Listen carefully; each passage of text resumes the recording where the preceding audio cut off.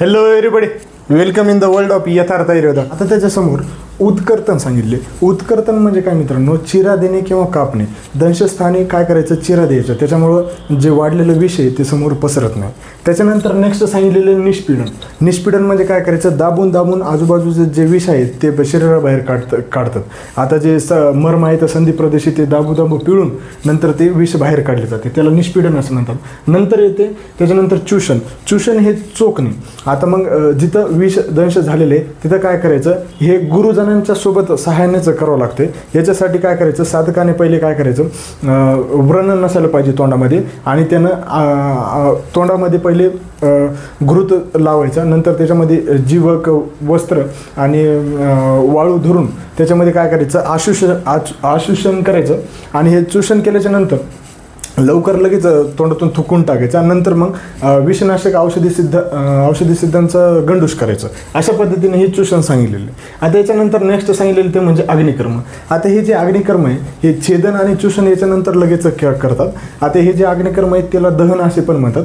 हे जे अग्निकर्म आहे ते हे आपण शलाक्याने करतो. आणि खास करून मंडली सरपंच जर समजा चावलं असेल किंवा दंश केलेलं असेल तर त्यांना तिथं अग्निकर्म केलेलं निर्देश सांगितलेले आहे. तर त्याच्यानंतर नेक्स्ट ते म्हणजे परिशेषण.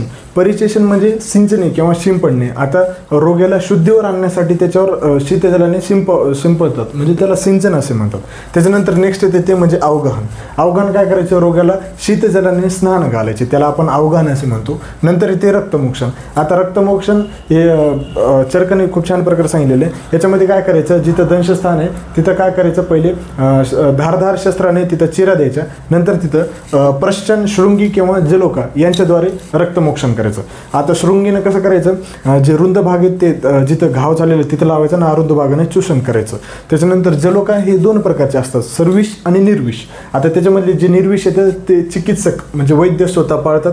आणि त्याच्यावर काय होतं, जिथं दंशस्थान झाले तिथं चिरा देऊन नंतर तिथं जलोका ठेवून टाकायची. ते रक्त पिऊन नंतर दूषित रक्त पितात. आणि त्याच्यानंतर मग तिथं जर समजा शिरावेद करून पुन्हा रक्त पिण्यासाठी त्यांना मदत होते. नंतर त्यांनी असं सांगितलेलं, जर समजा रक्तस्राव जर थांबला असेल तर तिथं पंचलवण, सुंठ, मिरी, पिंपळी यांचं घर्षण करून नंतर पुन्हा रक्तस्राव येतो असं चरकाने सांगितलेलं आहे. नंतर त्याच्यानंतर येते मित्रांनो वमन आणि विरेचन. आता वमन आणि विरेचन हे पूर्व आणि पश्चात कर्म विधिवत करायचं, म्हणजेच त्याच्यामध्ये हृदयाचे रक्षण करून करावं लागते. आता यालाच आपण उदर प्रक्षालन असे म्हणतो आणि मॉडर्नमध्ये यालाच स्टमक वॉश असे म्हणतात.